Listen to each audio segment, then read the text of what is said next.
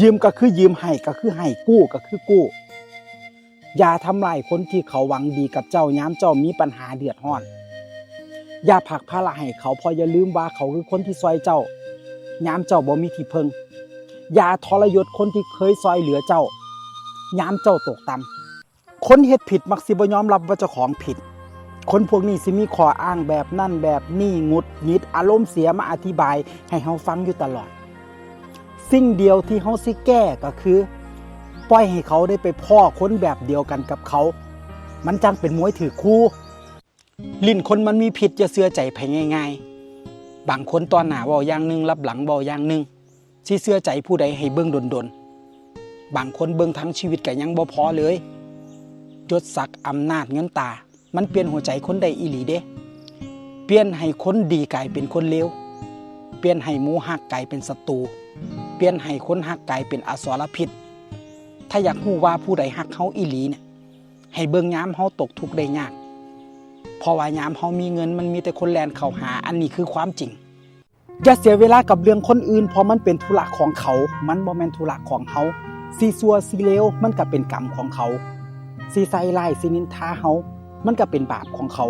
รักษาใจเจ้าของให้ดีสิได้เป็นบุญของเฮาคนร้อยคนรู้สึกกับเจ้าบ่คือกันดอก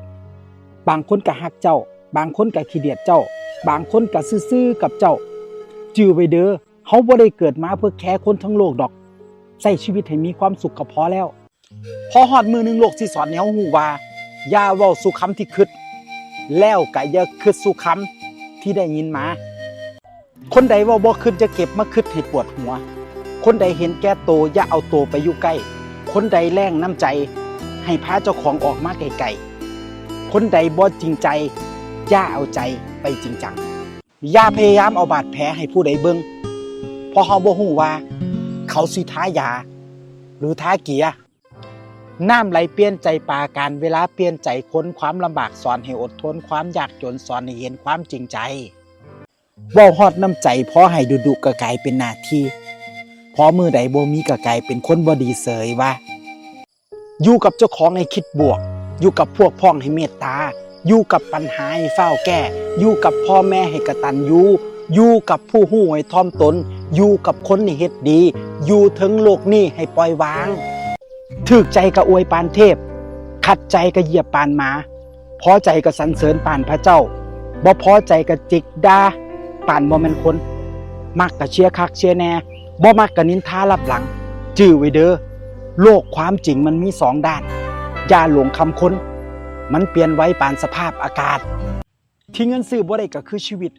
ที่แนมบ่เห็นก็คือใจคนที่ต้องอดทนก็คือใจเจ้าของที่ต้องพกไว้ก็คือสติที่บ่ควรไปยึดติดก็คือปัญหาที่ควรเอาไปนำก็คือปัญญาอันนี้เว้าความจริง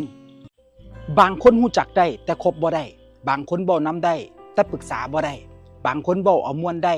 แต่ว่าเอาสาระบ่ได้บางคนไปเที่ยวนำได้แต่ว่าพึ่งพาบ่ได้บางคนเป็นหมู่กินได้แต่เป็นหมู่ตายบ่ได้ยามใจให้บ่ต้องเว้าอีหยังยามทุกข์ใจอย่าเฮ็ดแบบบ่คิด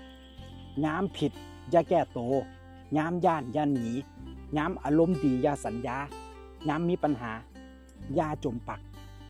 ว่ายน้ำบ่เป็นเปลี่ยนสากกะซอยบ่ได้ฮักบ่เป็นเปลี่ยนแฟนก็ดูแลบ่ได้เรียนรู้บ่เป็นเปลี่ยนครูก็แก้บ่ได้เฮ็ดงานบ่เป็นเปลี่ยนหม่องเฮ็ดงานก็ก้าวหน้าบ่ได้จื้อไว้เด้อทุกสิ่งทุกอย่างเฮาเป็นต้นเหตุบ่ต้องไปแก้อีหยังแก้ที่เจ้าของก่อน